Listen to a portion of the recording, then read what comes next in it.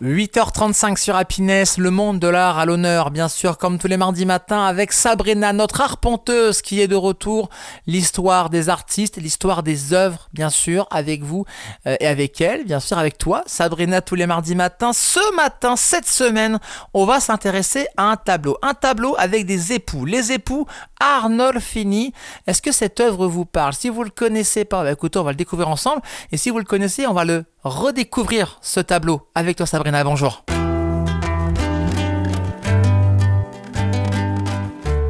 Chères auditrices et auditeurs, je vous propose cette semaine de partir à Bruges, en pleine renaissance flamande, à la rencontre d'une œuvre aussi célèbre qu'énigmatique. D'un chef-d'œuvre foisonnant et fascinant.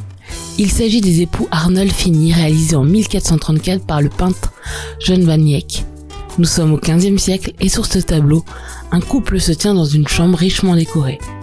Imaginez une scène figée dans le temps, une pièce élégante baignée d'une lumière douce où un homme lève la main, comme pour prêter serment, tandis que la femme, drapée d'une somptueuse robe verte, pose délicatement la sienne dans celle de son époux. Pendant longtemps, on a pensé qu'il s'agissait d'un mariage. Ce tableau représenterait Giovanni Arnolfini, un riche marchand toscan établi à Bruges, et son épouse, Giovanna Senami. Une de ses mains posée sur un ventre arrondi expliquerait le mariage secret. Le tableau serait un document juridique attestant de ce mariage. Tout cela n'est que spéculation car la taille de sa robe correspond simplement à la mode de l'époque. Aujourd'hui d'ailleurs, les historiens y voient plutôt une scène symbolique, peut-être un engagement ou une démonstration de richesse et de statut social. En tout cas, ce qui frappe immédiatement, c'est le niveau de détail. Chaque objet semble avoir une signification. Le petit chien au premier plan, par exemple, symbolise la fidélité. Les oranges posées près de la fenêtre évoqueraient la richesse. En effet, à l'époque, il s'agit d'un fruit rare dans le nord de l'Europe. Le lustre, les tissus, le lit rouge, tout témoigne du confort et de la prospérité du couple.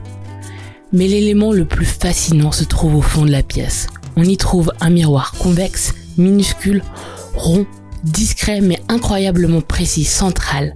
En s'en approchant, on découvre non seulement le dos des époux, mais on découvre une autre scène. Deux autres personnages apparaissent.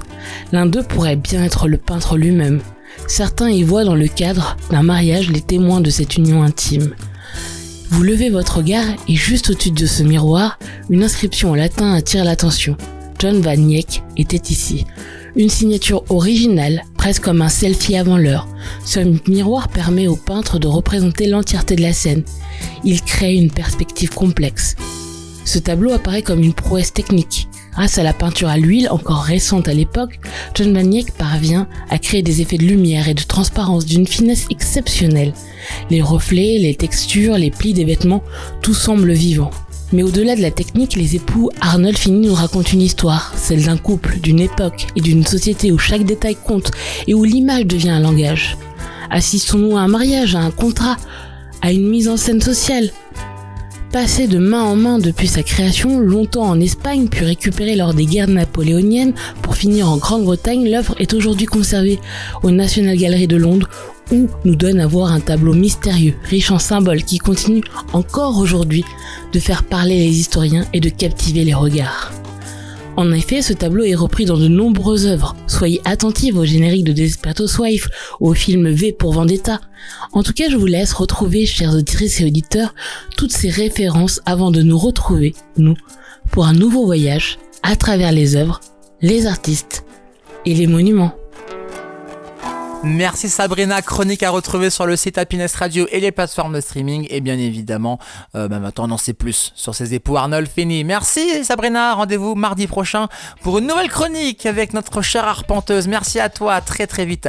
Et dans 5 minutes, Amélie sera avec nous. On quitte le monde de la peinture pour le monde de la danse avec un spectacle à ne pas louper à la Maison de la Culture. On en parle dans l'agenda culturel du Réveil juste après ça.